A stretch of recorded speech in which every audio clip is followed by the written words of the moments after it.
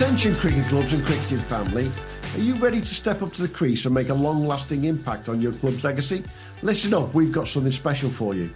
Introducing Fund It Now, the revolutionary fundraising platform that's changing the game for cricket clubs everywhere.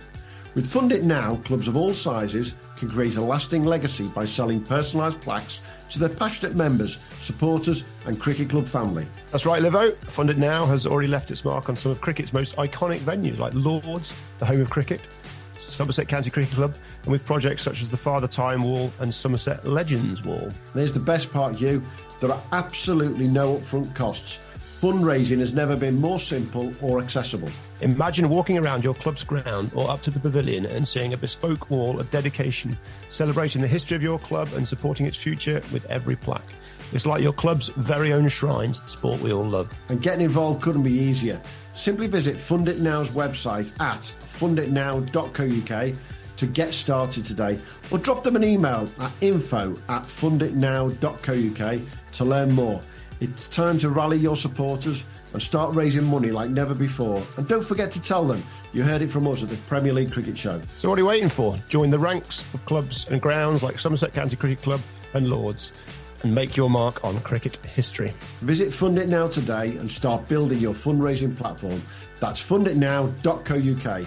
Fund It Now, where passion meets purpose at your cricket club, and begin creating your own legacy. Hello everybody, and once again welcome to the Premier League Cricket Show. And as we do a couple of 3 times a year, we're going to turn this into the European Cricket Show. And joining us today is, let's be honest, everyone's favourite commentator from European cricket, Mr. Maximooooo himself, Vinny Sandhu, fresh from a little break. How are we doing, Vin? Yeah, really well, thanks. Super excited to have a chat with you. And obviously, the ECC European Cricket Championship coming up. It's a lot of people would argue it's our biggest event of the year, certainly quality-wise.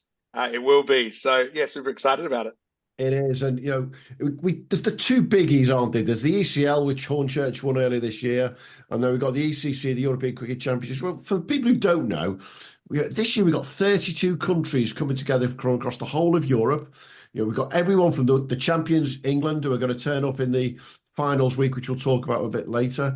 Netherlands, Scotland, all the way down to lowly Croatia, Bulgaria, Finland. We've got every single country. But I think what everyone won't understand is how this is going to work this year, because it's slightly different. And I've got my colleague Hugh Newsome with us, who's a little bit of an ECC virgin, aren't you, Hugh?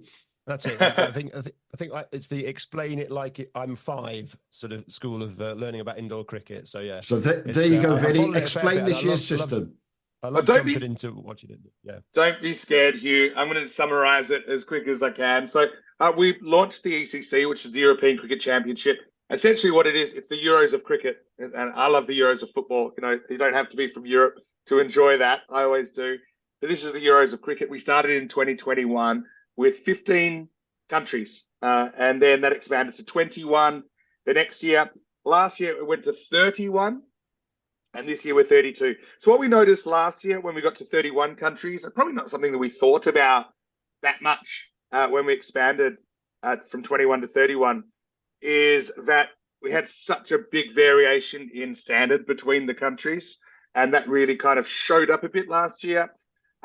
Compared to the ECL, which is the Champions League of Cricket, which is a club-based competition where players can grab 1 or 2 gun players. They're actually allowed 2 wildcard players to kind of, if they're from a country where the club standard isn't so high, they can still be quite competitive, because in T10 cricket, you only need 1 or 2 players to fire, to win your games potentially. Yeah. But because these are internationally sanctioned matches, they are based on ICC qualification criteria. And what that is normally, it's either you need to be a citizen of the country, or you need to have fulfilled a residency requirement, which is 3 years continuous residency in the country. So we found that some of the countries that were lower ranked, they can't just pull in a big gun from somewhere. This is like I said, it's an internationally sanctioned competition. So look, the result was in a lot of the groups, and typically they're groups of 5 that we have. It's like a mini tournament. The winner of the group comes back to play in the championship week. We were seeing often groups with, say, three countries that are here and 2 that are here. And I mean, even though it was still a huge success, and obviously winning games isn't the only metric. Obviously, it's about being there, and you learn a lot by playing against better teams as well. We just felt the time was right to kind of take a bit of inspiration from Premier League football, or football in general, I suppose, with the creating two tiers. So what we have this year is we have split the groups, or split the countries out of 32. We have kept 21 in what we call the Premier Division, which just so happens to be the same number as before it grew to 31 and 32. Yeah, so it's 21 in the Premier Division this year. We do think it'll be 22 next year. And then the Challenger Division is 11 sides. So what's also really cool is that there'll be a promotion relegation system. So this year's a bit funny because we want to even up the numbers. So this year, 2 teams will be promoted from the Challenger Division into the Premier Division, and just 1 team will be demoted. So the idea next year is 22 plus 10. There is the potential, if we pick up another country or 2, if they become ICC, then that the Challenger Division might be 1 or 2 countries more. But we're pretty sure this year that it'll just be the 1 country that is relegated, and that will be the country that picks up the least points during their campaign. So there's plenty to play for. I'm really excited because these countries in the Challenger Division, typically they don't get to win trophies. They're playing, for example, they're in the ICC sub-regional qualifiers. For example, for the T20 World Cup, we've just had a round of them during the summer. And it's almost a when will they get knocked out kind of deal, Yeah. But with this, I look at the 11 countries in the Challenger Division. They are all competitive. They can all win games. There's no one there, I think, they're really going to struggle because they've been grouped with countries of around the same standard. There's still a bit of a variation in there, but literally we just took the performance last year and graded them in to the 2 divisions. So that's really what it's based on. That was the fair way to do it. Slovenia are the only new country this year. I'm bringing it up to 32 total. And if you're an absolute newbie, which I know you are, Hugh, so every group is like its own mini tournament. So groups are typically 3 days long. There's 2 days of round robin, which is 10 matches. The 5 teams will play each other. And then the 3rd day is a finals day. We have kind of your classic top 4 system where the top 2 get the double chance. And each group will end in a final with the finalist getting to come back. Now, there's one exception because we have a 6-team group, but that's actually the first group. It's pretty much exactly the same. The only difference is instead of 2 days for the round robin, their round robin takes 3 days. So it's actually a 4-day group, the first one. That's the exception. But Challenger Division, really exciting addition. It'll be the first 10 days of the tournament. It'll culminate in its own huge finals day, its own MVP tournament. The national anthem. I'm just thinking of putting myself in the boots of these players who I know so many of them, and they are like jumping at the bit to actually be able to win some silverware. So the Challenger Division also, because there's just 2 groups and then what we call the playoffs, the top 2 teams from each group will get to come back for the playoffs, which is at the start of week 2. So I don't know if that was complicated or not. Hopefully not. But I always just view every group as its own mini tournament, and then there's kind of the champions of champions at the end.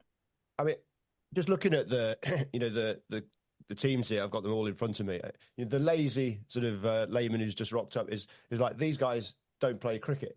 But having watched a bit of it last year and talked to some of the players who've been involved, the standard is actually really, really good. And it's amazing actually how far the reach of cricket goes through Europe. That you just wouldn't hear about, through normal channels. Yeah, I mean, look, 150 years ago, you probably said they don't play cricket in India, I think that the reach is huge. Obviously, with immigration patterns in the last 10, 15 years, cricket has spread in another way. There was always kind of a little bit of an English expat or British expat influence in some of these European countries. But I think you've got to give credit to a lot of the immigrants that have come from South Asia in particular, because they've set up competitions. They love their cricket.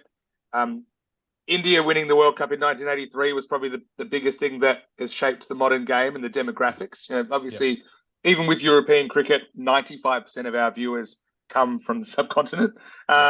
Because it's just a volume game, isn't it? At the end of the day, they absolutely love it, and why not? It's a really consumable form of the game. I think that there's a couple of things to kind of balance here, because try to get native European participation, kind of born and bred Europeans into the game, is something that does happen. It's just a couple of things. A lot of them don't necessarily make it through to the national level. Some, in the clubs, typically you will see a bit more representation. Some obviously do. But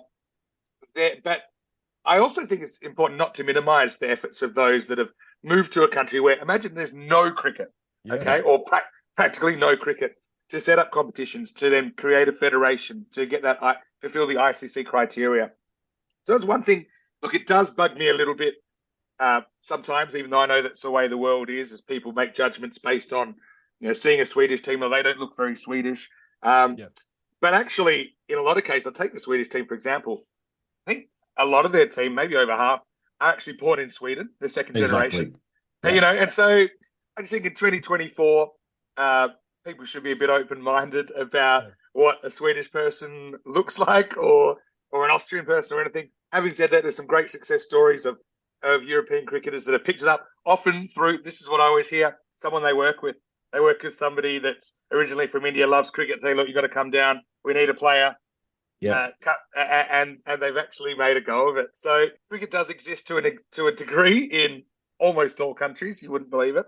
But to play in the ECC, countries need to be ICC countries, and the ICC has their criteria for what you need to do. So at the moment, we have these 32 countries that will be competing for the European Championship over 2 divisions. And one thing's for sure, like all these players, they absolutely love this competition. I know we talk about ECL, which is the Champions League, a club-based one, which is special in its own way, and it's also got a great feeling of going with your team and that you play with your club team. But this is international cricket. This is what most people, and especially even myself at the outdoor level, I never got to experience it. 99.999% of people that pick up a cricket bat will never get to play international cricket. And that's certainly a message I hit home to these players when I run into them. Just remember the opportunity you're given.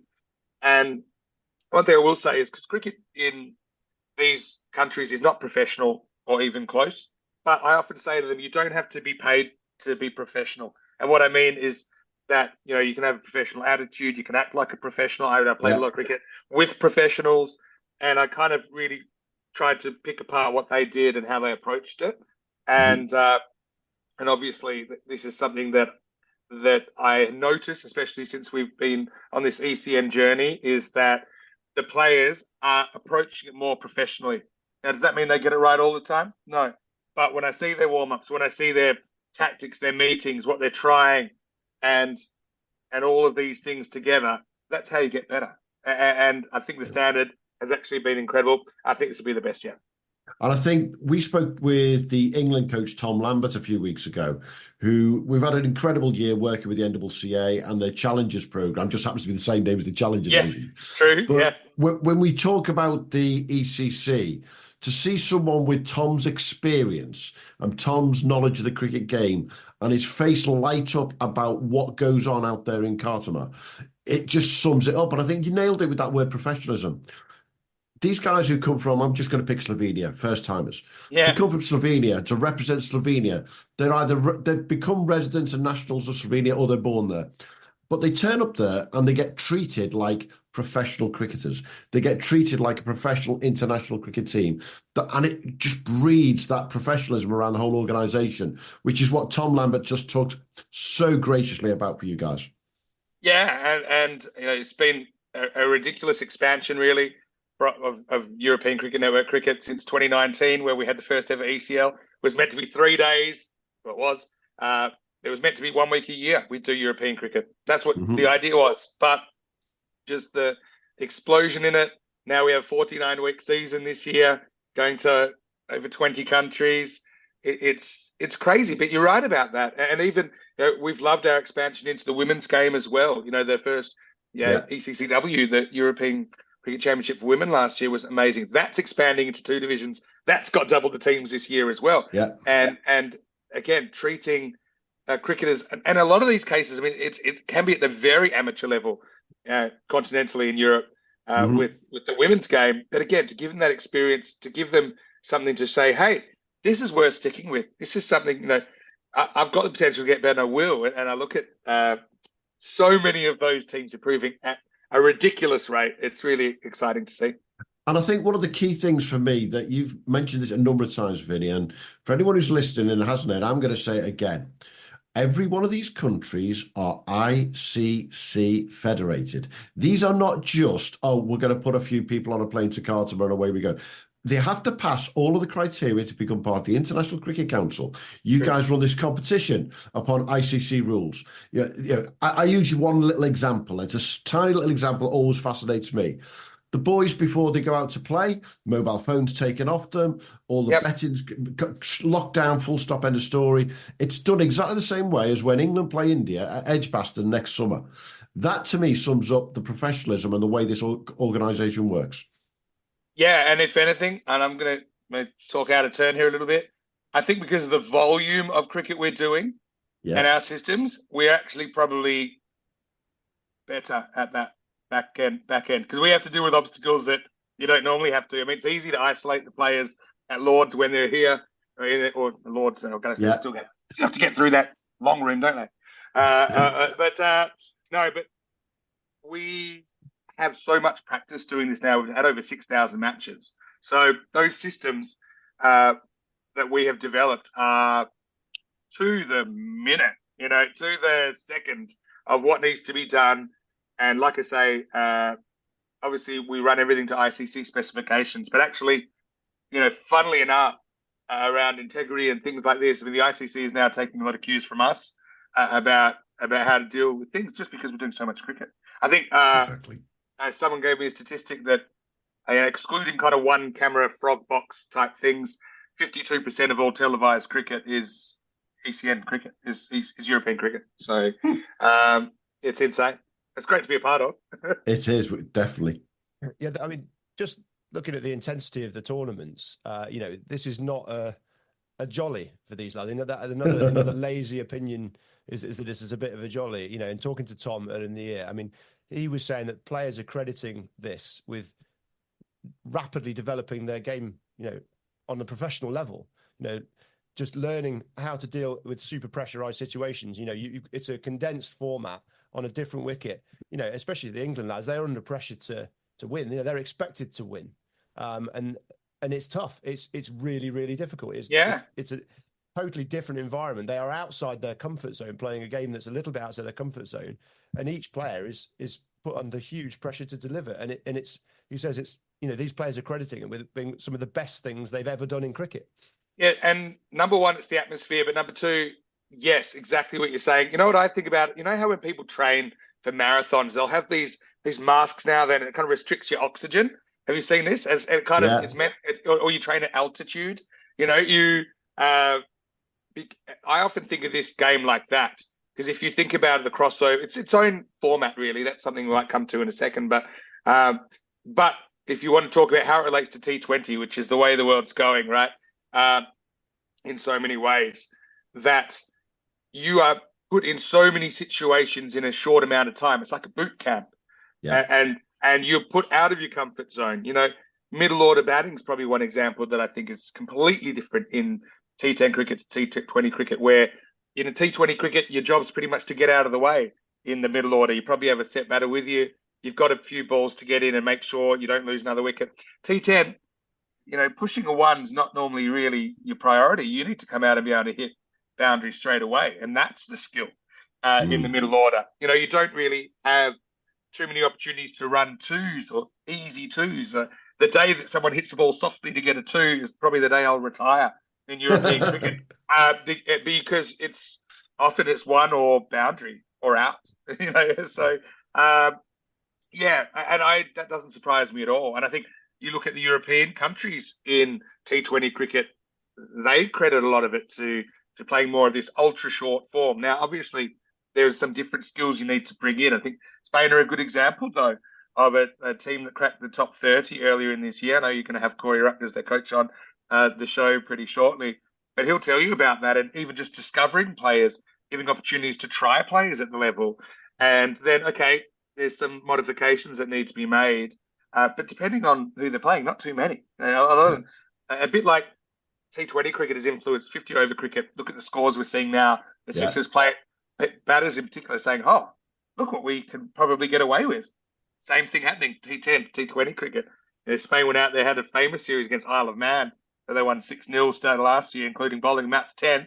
But also when they were batting, they were, a lot of the time, saying, right, if we get 10 overs down and, we've got this many wickets in hand, let's just play it like it's our regular T10 happy hour. And Absolutely. that's been happening. Yeah. Hey, let's get stuck into some of the divisions then. Let's have a quick look at the Challenger division. And I'm saying quick look with no disrespect to these guys, but the big names are going to come up later on. We've got 11 teams in the Challenger divisions. Just who are you seeing come out of there as the absolute? Yeah, they're the ones to watch. They're the ones that are on that cusp of getting into the Premier Division anyway. Good question. Sorry, I won't talk too long because there's 11 teams, right? But what I will say is that they're one group of 6, one group of 5. The top 2 will each make it to the top 4, which is the playoffs, which are 30th September, 1st and 2nd of October. So the start of week 2. What I'm really excited about with the format of this is that then at the very end of all of this, so even if you're confused, at the very end of the Challenger Division, you're going to have the second versus third team play basically a qualifier to make the final. The top team will already be in the final. But that 2 versus 3 game will actually determine the second team to be promoted. So it's actually a promotion game. So that's going to be a huge evening of cricket. That's 2nd of October. You can have 2 games back-to-back that are massive. One for promotion and then one to win the trophy. And that's going to be probably one of the biggest days of the year, I think. Team-wise, who am I looking out for? Isle of Man could have easily been in the top division. They played some good cricket last year. So I think that they'll be better for the run, actually, now they've had an ECC under their belt. I know they're a bit disappointed to go out in 4th in their group last year, but they did play some good cricket before that. Can I ask a question though, Vinny? I'm gonna be very naughty here. Go on. Isle of Man came 3rd in their group last year.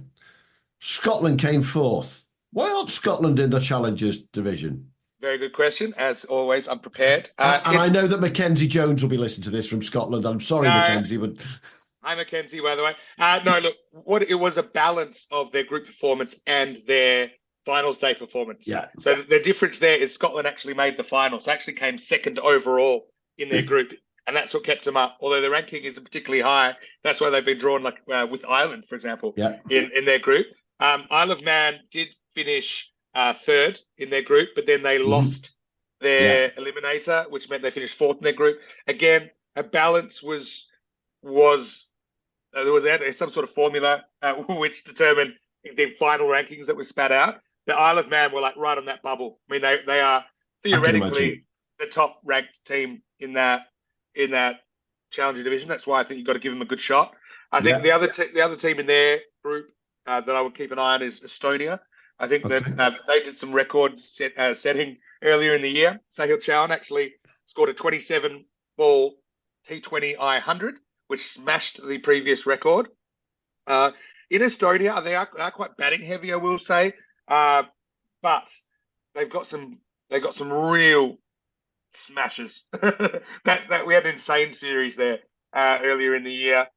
Bowling's one thing that they're kind of getting there, but they can probably get by. Isle of Man and Estonia probably would be my 2 picks out of Group 1. The others, I think, will be competitive, and any one of these teams could have a breakout tournament. That's what I would say. So I'm saying on paper, Isle of Man and Estonia probably my 2 to make the playoffs.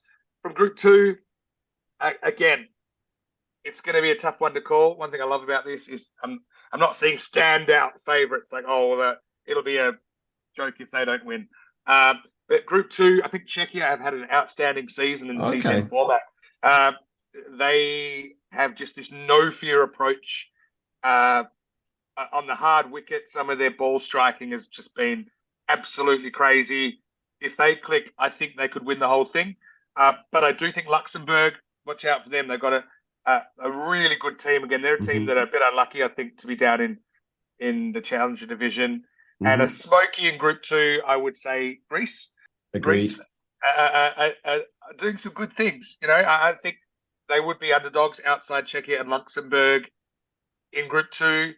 Cyprus, again, they love the T10 format. One thing they struggle with is kind of taking their game to the next level. So if they could do that, and they found a couple of players that probably can do that, then who knows, maybe they could make the final stages. Serbia, I think it's going to be a bit of a tough one for them. But again, they do have one or two players that I think can compete. If they click, then who's to say what they're able to do? So, so for me, if I had to pick my final four right now, which I'm glad I don't, but I'd probably say Isle of Man, Estonia, Czechia, and Luxembourg. But I know these players so well. And I know that each one of the countries I haven't mentioned will be probably a bit dirty I haven't mentioned them. But I also know that this is T10 cricket, and they all have players that can do it. But just on paper, that's who I would expect to go through. We were talking with Peter Hatzoglu earlier in the year. And his eyes lit up at the thought of this. I believe he has a Greek passport. He does. Greek. So any word on whether Peter Hatzoglu is going to be turning out for Greece? You'll have to speak to the Greek Federation about that. I mean, I know that that I used to play cricket with Theodoropoulos, who played in the Australian first class competition. I mean, you've got Marcus Stoinis. When he's done, maybe he wants to throw his hat in the ring. But yeah, I mean, Peter Hatzoglu, he played for the Scorchers. He played for Perth. Absolutely, yeah. He's off in the Cayman Islands earlier this year playing a T10 comp, so he should be pretty hot. And his favourite format is T10. Well, there you go. I think that Greece, they've got a great captain, Aslam Mohammed, who he's like 53, but he's like, I don't know what he's aging backwards. Puts me to shame. I'm 10 years younger, and I gave it up 10 years ago. So, look, Greece. Also, I think with Greece, a lot of native Greek players. Georgios Kalanis, really good leg spinner, left-handed batter. And a lot of these guys have played all their cricket in Greece, but I'm amazed. I say, did your dad teach you? He's like, yeah. I assumed you must have an English dad. Who did your dad play for? Athens United. I'm like, okay, yeah, but you're really good. Exactly. Hey, I'm gonna ask you to do it. Obviously, I can't resist, Vinny. You've given us the Isle of Man, you've given us Estonia, Czechia, and Luxembourg. Put your money where your mouth is. Which one's going to come through as the winners of that week? I got a funny feeling about Czechia. I got a funny feeling about them because I saw them just tear a couple of teams apart, particularly Romania. They tore apart. We had European Cricket Internationals during the year, and they were so destructive. So maybe just because they're in my mind last, I got a funny feeling about them. And if they click, I think they could go up.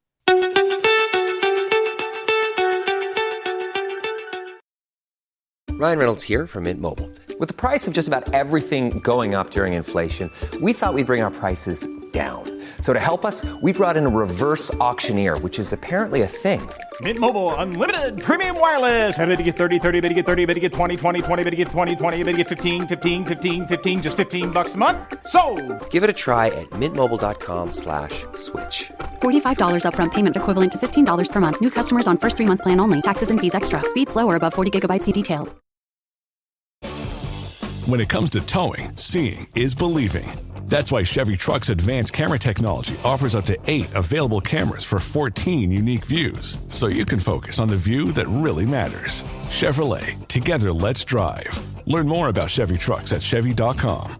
Safety or driver assistance features are no substitute for the driver's responsibility to operate the vehicle in a safe manner. Read the vehicle owner's manual for important feature limitations and information. Let's move on from the Challenger Division to the Premier Division, and we're going to kick off. We'll go through the 4 groups, and obviously we'll come to the final at the end, but let's quickly go through Group A, which I'm going to describe straight away in typical Euros fashion.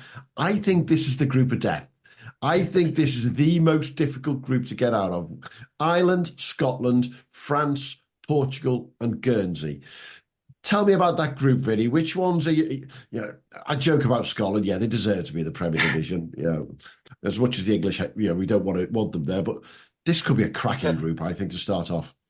Let me just preface what I'm going to say about the Premier Division by saying that I've spoken to different people that think every different group's the group of death, and that tells me a lot. That tells me a lot because now that we've just limited the group play to these basically top 20 countries plus England, you look. There's no easy games there. There's absolutely no easy games in the Premier Division. Full stop. So you have to be on your guard all the time, bearing in mind you play 4 matches and then bottom teams out of here. So you have a bad couple of days. Remember, England 11 had a bad first couple of days, I think in 22. You could be gone. You could be on the plane, So Group A, very tough. Ireland and Scotland being drawn together for the first time's quite interesting. Scotland, to be fair, I don't think they have necessarily probably played to their potential, especially early in tournaments. I think that's something that if they get a little bit laissez-faire, to use a French expression, then they could be in trouble. Ireland and Scotland are obviously 2 real contenders. Ireland 11, typically they're a development squad. Obviously, there's some players that we think should probably be getting a gig, like Jason Van der Merwe's one, that plays for COIMS and he's great at the format. I know that they might have other reasons they want to pick certain players of a certain age. So I think we'll see a mixture of new faces and slightly more experienced players for Ireland 11. Scotland 11, we've had all kinds of players that have, like Ollie Hares, and then you see popping up in the top team. Jack Jarvis is another one who is playing against Australia recently. Michael English, another one. So look, hard to pick a winner. France, they're a real exciting team to watch. And they are kind of a take no prisoners. Some really good young players coming through. There's a great story of a guy, Sajjad Stanekzai, a refugee who's only like 15 years of age, just bowling incredibly well, leg spinner, with that potential. I love to see it. Portugal have an interesting squad. Now, Portugal have had a bit of a shift away, a bit like Spain have been doing. I've been casting the net wide around the globe, say, look, who is eligible to play for Portugal? Right? So, and I think, and this is smart, if you're playing with these countries, you should be trying, and obviously the domestic cricket is important, but if you have someone that's playing county cricket, or you have someone that's playing Premier Cricket in South Africa or Australia or wherever, and they're eligible, getting them in is smart. Number one, you have the immediate benefit of the team being better. That also they rub off on the other domestic-based players in the team, and that in turn makes domestic competition stronger. So Portugal, I think, going to have to see a slightly new-look squad. I know that the Twickenham captain, for example, is qualified for Portugal, and I think we'll see him. I don't want to stick out of turn. So, so watch out for Portugal. Guernsey, again, really good cricketers there. Yeah. They've been a bit hit and miss in the format, but when they hit big. I think they're particularly impressed with their death bowling in a format where I often say kind of like bat for show, bowl for dough, So the team that often can hit their spots and just, deliver some good defensive bowling performances can win the day. So Group A, really exciting. Don't really want to pick a winner. But it's going to be really exciting. I just hope I'm ready for game one because it's the morning after the night before the Challenger final. So we don't really stop to take a break. But Group A should be great. Every night's a school night during the ECC, though, isn't it? That's so true. 27 days of consecutive cricket. Well, while we're on that, just the start times we have it now. So basically, it goes for 10 hours every day. Right, starting 23rd of September. The finals on the 19th of October, the Premier final, that is. So that's the whole thing. UK start times, we start at 10:30 a.m. every morning, but on finals days, we'll start at 11:30. So nice time to start for us. A bit of a sleep in for me as well. Absolutely. So I think we deserve it after some of these long nights that we're doing. And the games do go under lights as well. You do. So let's go to Group B. Germany, Hungary, Denmark, Austria, and Romania. Interesting group, this, I think. Yeah, I mean, this is, for me, is probably the most even group. Yeah. So where there's no one necessarily here, there's no one here, they're all kind of clustered around the same standard. Start at the top. Germany, they were super unlucky not to make top four last year. There's a famous game called Spain in the Rain where it was a chaos game. Again, could have gone either way. Yeah. And actually, Ireland would have missed out on the top four, except, I don't know if you remember this one, it was crazy. So they would only make it through if it was a washout. So Ireland would determine it to be a result. Didn't matter who the result was, that Ireland would get fourth spot. Otherwise, Germany and Spain with a washout would have both crept over Ireland. When the rain came, the Irish guys were just running on with covers. No one even asked them. It was a typical ECN kind of game. But Germany won 4 out of 4 last year, so you don't win 4 out of 4 without playing well. Germany are favorites in the group. I think they have to be. Also depends what kind of squad they send. I think always I'm curious to see.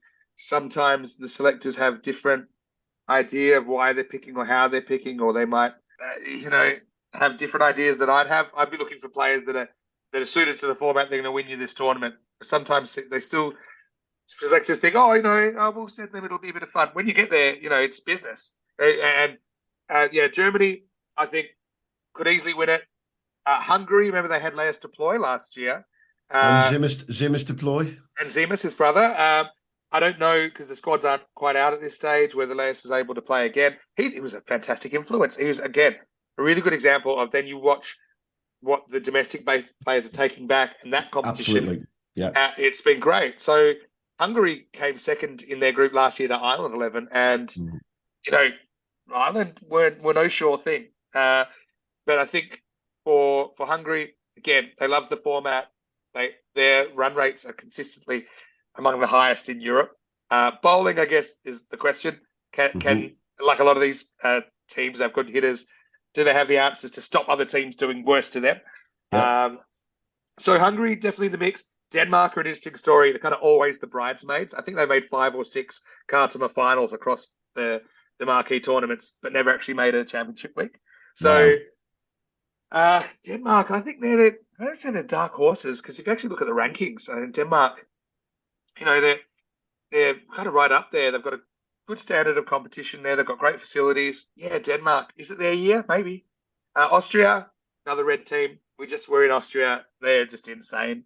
Their hitting is quite, and they play with a kind of fire and a passion. And last year, they lost to Finland in the eliminators. They finished 4th in their group. That's not really what they would expect. So I think they're back with a vengeance. I think that they're a team, for example, they made the championship week in the first year, Austria. So they've got some real quality players. See if they can click. Romania, they're probably the underdogs in this based on performance there. But again, they love the format. They've got some quality players. They've got a couple of spinners that are now qualified. Sri Lankan origin, the Fernandos. And I just think a good wrist spinner that's hard to pick, that can hit their spots. Tom Hindley. Yeah, exactly. Something like that. I think that they actually changed the makeup of that squad quite a lot.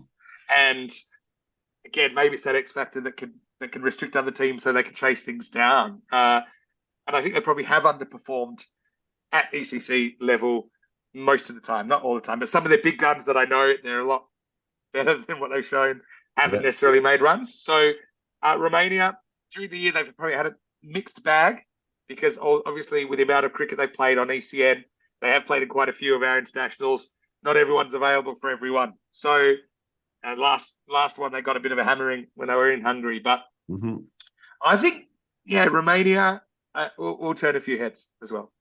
Okay, let's move on to Group C. We talk about big hitters. We've got the world record holders in T20 consecutive victories, Spain, heading up Group C. Now, I mentioned this to a couple of people over the last few weeks. They've just laughed. And I've then pointed out, well, hang on a minute. To win 15 back-to-back T20s at your same level is the same as England beating the Australians, the Indians, the Pakistanis, 15, and no one else in the world has done it. Now, head coach Corey Ruckers has taken these boys from February 2023, unbeaten, 15 victories back-to-back. They must be doing something right. But I think they've got a tough group when I consider Switzerland, Belgian ball, which I know is one of your favourites, Vinny, Malta, and the Finns can be a bit manic as well, can't they? 100%. No easy games. I mean, other thing with Spain is player availability with the amount of cricket they played over the summer, but I think they will pull together a really good squad. Do you think they've been building just for this championship, though? This is the one now. Yeah, I mean, obviously they're pulling out all stops, but I mean, also I just Corey will explain to you as well. With players being amateur, they're having to constantly ask for time off work for these things, and sometimes that can cause problems because they'll get the group off, and if they win the group, then they've got to get another week off for Championship week, which is a whole other conversation. But let's stick to the cricket. Their world record is a fantastic achievement, and they should be applauded for that. You can only play what's put in front of you. You can only beat the opposition put in front of you, and they have had really challenging games. I feel really terrible for them in a way that they got eliminated from the qualifiers, and this is the ICC qualifiers for the World Cup in 2026, because they had a washout. So they had Denmark were also undefeated, won 3 games, and Spain won 3 games. And then when they were meant to meet, they had a washout, and Spain had a worse net run rate, so they were out. So that just doesn't feel right to me. No. That they have rest days in there as well. They had 2 to 3 rest days. Fill up 27 days back-to-back ECC. Come on. It's a bit foreign to me. So, I mean, I'm excited for their record. With Spain, probably Daniel Dorcaya is one player to watch. Probably will open the batting for them. Outstanding fielder. Christian Munoz Mills, their captain, is an outstanding leader. He's a guy who's born in Spain. He's a great European cricket success story and ambassador. And I just think they've got a great group of people. Corey's brilliant at getting all these different backgrounds and cultures, and some of the UK-based players. A lot of the players are based in Spain, obviously, and to have them gelling. One thing I love about the Spanish team, for example, they speak Spanish on the field. I love to hear that. I love to hear Spanish or German or Dutch or whatever on the field of play. And Spain's certainly one team that does that. Switzerland, you hear a fair bit of Swiss German when they're on the field. Switzerland, wow, they are a team that can pack a punch. I think Switzerland are huge threats to Spain there. Few people thought this is an easy group for Spain. I don't agree. I agree with you. I think Switzerland are big hitters. Belgium, we call it Belgian ball for a reason. They are kind of a little bit loco, but they were finalists, and I mean finalists back in 2021, and they put on 148 against England 11 in the final, and it took an outstanding batting performance by 2 professionals, Dan Lincoln and Harrison Ward, to chase it down. So Belgium probably have fallen a bit by the wayside in the last year or two. Maybe as other teams have caught up a little bit. But Belgium are certainly still a threat. Don't count them out at all. Malta, you mentioned that they always took down England 11 last year with Boom Boom Basil George. Again, I think it's a tough group for them, but they love the format. They've played it a lot. Malta and Finland here, they're going to be competitive. They'd have to play out of their skin, I think. Finland, again, they actually beat Austria in the eliminator last year, lifted them up to 3rd in the group. An Austria previous team that made it Championship week. So Finland are no easy beats. Finland always seem to me like a good team out of luck when they come to Cartama. Maybe their luck will change this time around. Yeah, I'm talking myself into that one being the group of death now. You're right to think whoever you talk to, it's going to be that there's something in every group, isn't there? And exactly. We come to the final group, Group D, and the top 2 for me stand out here. But there is opportunities between, I'm going to work from the bottom upwards. Norway, they've had some results over the years. Sweden, growing better and better. Italy, definitely won their group last year, if I remember rightly. Jersey, we know what they're capable of, especially if a certain couple of players are going to be playing there. One of which, Jonty Jenner, has just been playing with Peter Hatzoglu and various players in the Cayman T10s. Bit of practice over in the Caymans, why don't you? And the Netherlands. Yeah, I mean, for me, this probably is the group of death. For me it is. Only because the way it's been drawn is that you've got 3 of the top 7 from last year in there. So last year was a 7-team championship week. So we had Netherlands who finished 2nd. Jersey finished 6th and Italy finished 7th. Mm-hmm. So, yeah. So I won't go into how the groups get drawn. Like, obviously, there's a computer simulation and a few things that are done. But one thing it typically does is it's not you and Rico. You and Rico just don't do it over a glass of wine. Oh, it sounds like a good idea. But, I think, for example, you've got pots, and there's a couple that have been drawn from the top of this pot, bottom of this pot together. So Norway and Sweden, probably in order of how you read them: Netherlands, 11, Jersey, Italy, Sweden, Norway. Probably the pecking order, but Sweden and Norway, I think they've been drawn together before. They've had some epic battles. The northern neighbours, and they are really, really high octane teams. They'll believe, they play with this passion. They love the format. They won't take a backward step. Not one team in this Premier Division is going to be intimidated by another team. I'd tell you that right now. And Italy, again, former Championship Week team. Italy have beaten England twice in the ECC. Twice in the men's, once in the women's as well last year. Jersey, I mean, Jersey, they can throw an Ace of Tribe in there as well or something like that. Again, I haven't seen their squad, but I know that they're not holding players back. Jersey, any of the players available, they're coming. And Asa was the leading run scorer last year. Yeah.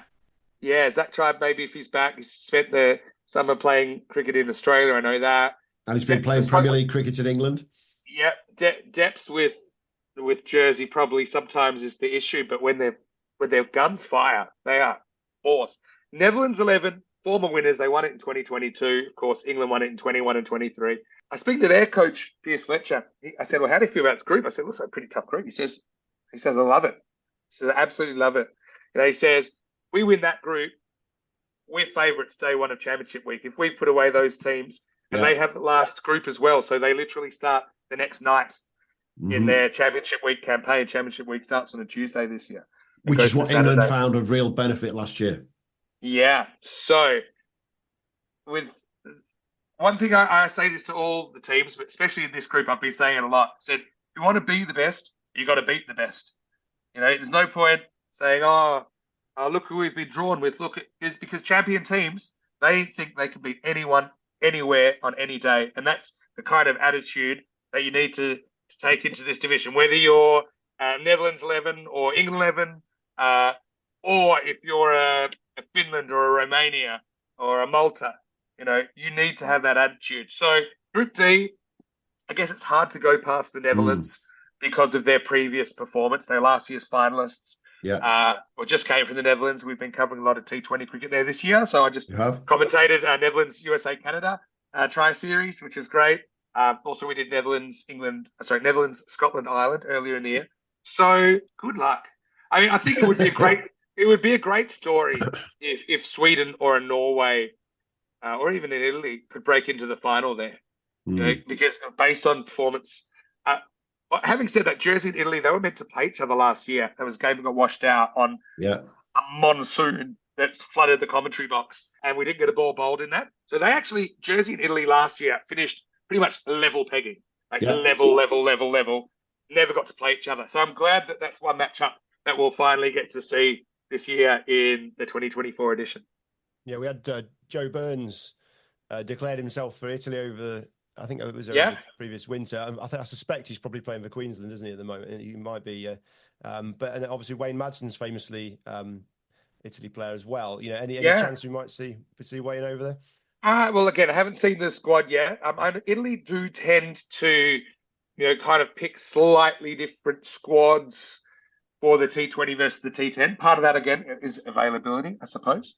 But I'd love to see Italy bring the same sort of squad they took the T20 qualifiers. The Menenti's in there as well. Played a good level of cricket. Spencer Johnson, I think, now he's probably off the table for a little bit now. He's played for Australia, but he's another guy that maybe. It would be pretty cool. So I haven't seen the squad, but whoever they bring, I know that they will feel they belong. They're a team that have made it all the way to the kind of final day before of the whole doubts. So if you can do that, no, I don't think you're really intimidated by anyone. And like I said, I think they were the first team to beat England 11. That's when we realised, whoa, that was a big day. We realised, hold on, the the gap is closing and that anyone on any particular day can beat anybody. I forgot to mention back in Group C, backtracking a bit, that Switzerland beat England last year, famously in their first final, which meant that England had to go back-to-back and beat Switzerland again to actually make it Championship week. So, yeah, Group D, personally for me, it's the group of death. Sweden at the moment are just finished in Austria and had a narrow loss there, but it went right down to Game 5. They had 3-2 loss. But they haven't played too much T10 this year. At the international level, domestically, they play quite a lot. They've got about 60 or 70 clubs in Sweden. You know, it's quite a big operation. And when you get the best of the best there, then they're very, very tough to deal with. Norway, likewise, good blend of experience and youth and attitude there. Yeah. They were really unlucky to go out last year. I know they were heartbroken to get out of the tournament when they did and didn't quite fulfill their expectations. It's going to be 27 days of utter madness when it comes to back-to-back games for us to watch, as always. But it is all going to culminate in that Championship week starting on the 15th of October. And the 4 winners of the groups are then going to go forward to that Championship week, and they are going to come up against the England NCCA 11. Now, Hugh and I have been extremely privileged to spend a lot of time around these boys this year. And they speak so highly of this competition, so highly. Tom Lambert, we've talked about the coach. Dan Lincoln, the captain, he can't wait to get back out there again. Yeah, Links loves this competition. But again, it's still, have to take it very seriously from the start. And I think they have got this watchful, shall I say, that they're watching it going, we haven't got that warm-up week like the Netherlands or Jersey or someone has it. How big a deal do you think that is, Vinny? Kind of caught them on the hop a couple of years ago. I think... especially hitting teams that are in form, that are, I think actually the fact that it was a 5-day week kind of saved them a little bit. Because I think they lost their first 4 games a couple of years ago. This is, and they ended up coming second in that competition. Look, I think that the fact that they had a bit of a hit out during the year, of course, we had the ECS England a little bit earlier in the year. That was just one day, I suppose. It's just one day. Yeah, they only played one day. But also, I think the Challenger thing is great for them. I think that allows them to kind of get in the groove, kind of spend a bit more time together. And so, is it a disadvantage? Yes and no. I always have this debate, and there's no real clear answer because some of the other teams might be feeling a bit broken if they've got injuries, if they've got players that are playing a lot of games, starting to get a bit tired. That can be a factor. Versus sometimes we've seen teams having a good run and they just continue on, just bang, bang, bang, bang, and getting on a run. So to me, it's neither here nor there. I think that they do have the advantage, England, of playing 8 games, and then it's a top 4 out of 5 format. Obviously, top 2 get the double chance. So when we get to Championship week, even if they had a slightly slow start, they can probably recover, but they won't want to be taking any chances. And look, I'm really excited again to see Dan Lincoln lead the side. I think it's true what you said about him. And he's a really good example of, I think, first year had an outstanding year with about second year, I think, probably overthought it a bit. Started trying to get a bit, trying to find loopholes and, our wide rules, it's this and that, and started trying to play not cricket and didn't have as much success. And then last year he kind of realized, it's just cricket. It's like computer claim cricket brought to life, sure, but it's still the principles of cricket apply and cricketers prevail, is what I will say about it. So I just think that every year he gets a little bit smarter as well. With his tactics, and working out the opposition and things like this, and they'll be watching like a hawk. All of those, Tom and Dad and everyone involved. So come the Championship week, the 4 teams better watch out, because I'm sure England 11, they're 2-time champions. They want to make it 3 European trophies. They will have done their homework on everybody. They will be well prepared, as always. Tom Lambert is brilliant at getting them prepared for these competitions. It'll be very interesting. We don't know the squad yet. So we've got no inside knowledge yet. I'll say the word yet, on what the squad's going to be. But I'm pretty darn sure, knowing how one or two things have gone this year. There'll be some new, fresh faces, but there's Yeah, some no cracking play. But there'll also be some guys coming across that you'll recognise and go, hang on a minute, we know what these guys can do. And Tom Hinley, I know I'll use him as the example. He is in the potential for a squad, but he's just been signed by Worcestershire. He's now got a first-class contract. He would say everything that he's enjoyed about European cricket has been, and he actually used European cricket in his interview with Worcestershire. He actually commented on it, and that says it all, doesn't it? The other thing is, if you want to be showcased as a player, to try and get into the professional system, the first-class system in England or anywhere else, it's like you don't need a resume. You just tell them to turn on and have a look. The quality of the coverage is obviously really, really good. We're really thankful that we can provide what we can provide. But yeah, I think it's going to be an interesting squad, because I think the idea a couple of years ago was like, okay, we're going to try and get as many people involved in England 11 as we can. And, you play a couple of years and then you're done. That's the kind of idea. And then we'll get some, but certain people, I don't want to give it up because it's the time of your life. Yeah. And so, Andy Riston's a really interesting one. I want to see if he's named or not, because I know he was saying to me last year, I've done my kind of 3 years now. That I think the idea is I'll kind of be moved on. They'll bring someone else in, but I wouldn't go quietly if this is, because there's a title to defend here. So yeah, let's just see. I think it'll be a very interesting squad when I see it. I think they'll go quite spin heavy. Just got a feeling. I've got a couple of good paces in there for sure. But I think spin to win, especially against some of these guys that are very comfortable with the ball coming onto the bat on these surfaces. So we're recording this pod now a week before the ECC is about to start. I'm going to put it out. Sounds daft when I'm saying this out loud, but I'm going to put it out on the morning of those first games. It'll be out there. We'll be in the chat. We'll be making sure everyone's aware of it so they can listen to what Vinny thinks about this. Go for it, Vin. Who's going to win it? Oh, I hate this question. I'm going to go out on a limb. Okay, I'm going to put the mocker on them.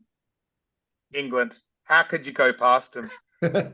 How could you go past them? Tom Lambert has now got his head in his hand saying, thank you, Mr. Sandhu. England 11, it's theirs to lose. There you go. And Tom's head's on the chopping block. There you go. Oh, cut that out. That's a big one, isn't it? Definitely. Everyone wants to beat England. We know that without a shadow. But I do think there's one or two other sides there that as we progress through the 4 weeks of the tournament, we're going to be going. People are going to want to beat those Netherlands players. The Spain world record holders, people are going to want to beat them. Ireland and Scotland, you just don't know what was going to turn up half the time, but they could go all the way. And we've talked about that Group B with very balanced, but if Germany get on a run, you just don't know where that's going to take them.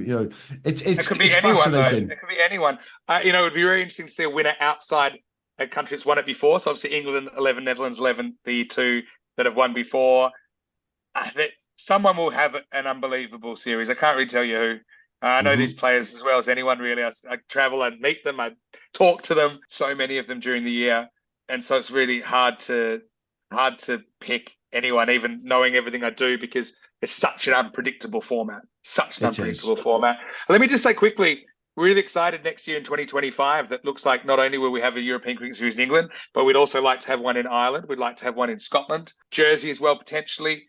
I think is on the card, still finalising the format. So I think just this kind of building bridges between the continental game and the British Isles and Ireland, I think is great. I think at the end of the day, and people, they make all kinds of comments, some positive, some negative. People have an idea.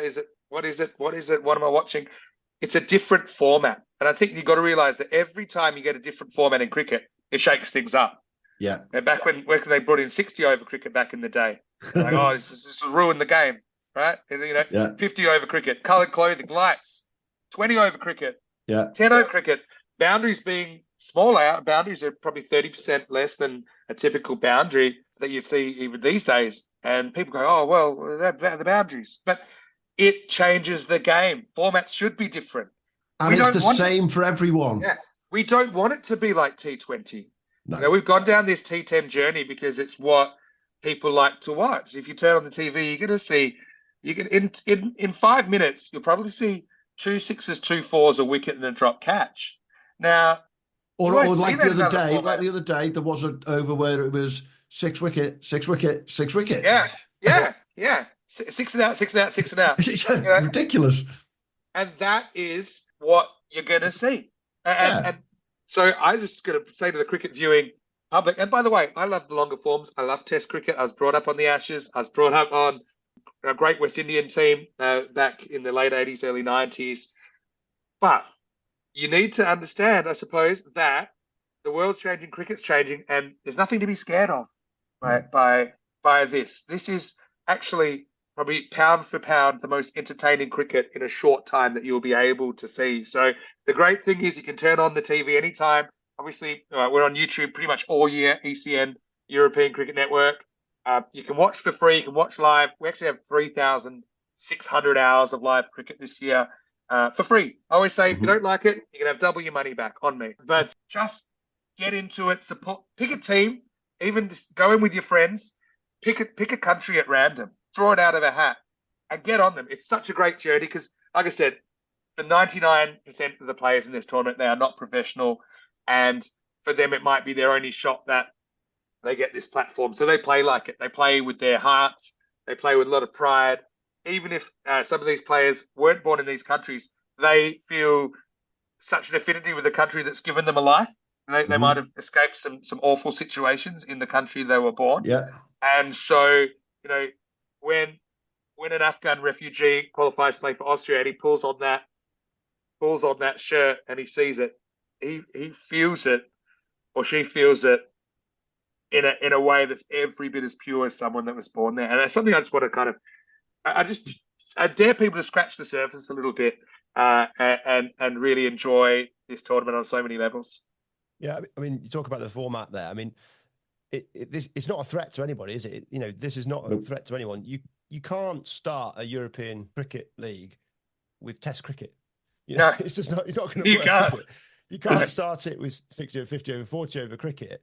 There'll be short games, that'll be all right. But potentially T20, but this is the format that a lot of these guys play anyway. That's developed, internally anyway. And it's just a format that works on to allow for these, and I suppose it eliminates some of the issues with depth in cricket. A T10, yeah, definitely. A couple of players can win you games, whereas the longer the game, the more depth you need. But it should allow for an expansion of that depth, so that depth can come, and this can be a pathway into, other formats. This is the entry format for these guys, and they might be grumbling in 20 years' time, oh, this Test cricket's a threat to T10. It can completely flip it around. And it's a great format for just expanding the reach of the game, full stop. Also reflects the modern life. So, people don't necessarily work Monday to Friday, 9 to 5 anymore, and then Saturday, Sunday they can play cricket, or Saturday they can have a day of cricket. The ability to get a game in 2 hours, I think, is actually a game changer, especially in places like Europe, where a lot of people are working outside those hours. They're working night shifts. They're working weekends. And the fact that they can enjoy a game of cricket with their friends, it's huge. It's absolutely huge. And, really excited. Join us on the journey. Of course, you can live chat with me during the broadcast, which is also something you don't normally get on a television broadcast. That you can ask me questions. You can tell us what you think about the game. You can bond in real time with people that are enjoying the action. Most definitely. Yeah. And I think one of the things I've got to say before we come to at the end of this discussion, there's too many people out there. I use that word very succinctly. Too many people out there who look at European cricket and think, oh, this is the funnies that we see on the internet. What they've got to understand is, listen to what Vinny's just said, 3,600 hours worth of cricket this year. Thousands of games being played year in, year out. You're going to see funnies, because guess what? Funnies always make good Twitter and Facebook and Instagram memes. But actually, watch for the quality and watch for the highlights that come out on a daily basis on the European cricket social media. You're going to see so much bloody good cricket here. It will blow people's mind if they really start, as you say, scratch that surface, get involved for a couple of days, and you'll go, hey, some great stuff going on here. And I always say to Hugh when we talk about this, go and watch any club cricket game around the country and you'll see something that you'll laugh at. The difference is you're going to see her when it comes to ECN, and that's what blows it all apart, isn't it? Yeah, definitely. I just think try it. I mean, this is what I always say is that I actually don't even mind if people find out about us through some viral blooper. And there's some great ones. Honestly, it doesn't matter because what you get hooked. I know that you've drunk the Kool-Aid, Ian. You get hooked. You know, I'm scared about people. I'm like, are these people still going to work? What's going on? You know, I feel like are we ruining lives out there because we just so once you start watching, you get hooked. You really get drawn into it. And the amount of times they're like, well, I've got a friend that plays for Germany or something. And then 2 weeks later, they're still watching Germany. And, you know, we're somewhere else now, you know, because the other good thing is, in all seriousness, you don't have to watch 10 hours a day if you can't. But you have the ability to turn on the TV anytime and see what's going on. Exactly. So pretty much every day, kind of, you know, 10:30 in the morning to about 9:30 at night, you can turn on the TV at home, turn on YouTube. If you're in another country, you know, we'll have a list of broadcast partners out there. So you can exactly. It's very consumable, and you don't feel like you've missed too much. That's what I like about it as a format, and you're guaranteed action. Even if you've got 20 minutes to watch between you'll get action the kids from school or whatever you're doing. You know, so it's really exciting. So it all starts, and the timing's brilliant this year. It all starts on Monday, the 23rd of September, which is the day after the final weekend of the Premier League cricket around the whole of the UK. You know, we go on and on about Premier League cricket, Hugh and I, week in, week out. It is the absolute top end of recreational cricket in the UK, or as we like to call it now, non-professional. Mm-hmm. It's finished next weekend. Why not spend the next 27 days dipping in and out? And if you dip in and out for the first couple of weeks, I guarantee by day 23, 4, 5, you might be dipping in a little bit more, a bit longer, and seeing England play and start to see players that we'll be pushing out there from Premier League clubs, because they're all going to be Premier League players who are playing out there in the European Cricket Championship, and they'll all be very proud to wear that England shirt and be called by Vinny and Rico and whoever else is in the commentary box. Yeah, and look, if anyone has a few days off, then you can always just jump on a plane, get to Malaga. We're at the Cartama Oval. It's a nice atmosphere as well. It's not like big grandstands. It's still very intimate. But the spectator area, sometimes I think maybe one year I'll take one off and just kind of watch it, because it seems like such an awesome experience there in the Spanish sunshine. And there still will be sunshine, I'm sure. It's called the Costa del Sol for a reason, Sunshine Absolutely. Coast. And it's a really special place. It's not quite Lords, but we call it the Lords of European cricket. It is, and that's a perfect place to leave it. Vinny, thanks again for your time. We'll be tuned in. You know I'll be in there 24/7, unfortunately, because that Kool-Aid has just gone right through the body. I don't blame you. I'll be all over the chat talking to Dave and all the rest of the guys, John Gray. There's all kinds of guys who'll be in there day in, day out. We'll have a good crack in the chat. I'll send you some info when it comes to the Premier League boys, who's going to be in there, and keep you hooked up what's going on there. And it's a great tournament. And can I just say thank you to you, thank you to Rico, thank you to Dan Weston. A phenomenal job, and it's just getting bigger and better all the time. Well, we love what we do. It's probably one thing that's a bit different. In European cricket, we probably put a lot of money into things that don't have a direct return. It's very counter to the way the cricket world is going. But I think it's credit to Dan, who founded the company, Dan Weston, who completely wanted to grow cricket in a generation. He's not thinking about making a profit, maybe ever. But what it is that we want to put cricket on the map in Europe in a way that in a generation it's part of the framework. It's part of the oxygen in these countries, and obviously having the influence of regular playing cricket countries like England is really important in influencing that as well. So thank you for your support as always. Looking forward to seeing you, Hugh. I'm so excited to share your first European Cricket Championship with you. And you know what they say? 2 is better than 1. So 2 of you here better than 1, but also 2 trophies better than 1. Up for grabs in this year's ECC. Absolutely. Thanks, Vinny. I'll be with you 10:45 British time next Monday. Turkey versus Estonia. First game of the European Cricket Championship, and then 27 days of utter madness. Carnage. It will be. I've actually got another vacation coming up pretty much straight after it, because I'm going to need it. You are. All the best, mate. All right. Thanks so much, guys. Thanks, Have a Vinny. lovely Cheers day. now. Thanks for listening to the Premier League Cricket Show.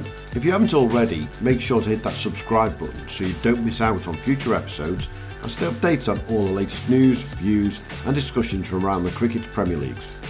And be sure to follow us on X, formerly known as Twitter, and Instagram at TPL Cricket Show on both. Join the conversation, share your thoughts and connect with us and your fellow Premier League cricket fans. And hey, if you enjoyed the show, why not show us some love? Leave us a 5-star review on your favourite podcast platform, as it helps other potential listeners to find us when they're searching for cricketing podcasts. Thanks again for being part of the Premier League Cricket Show family, and until next time, have a good one.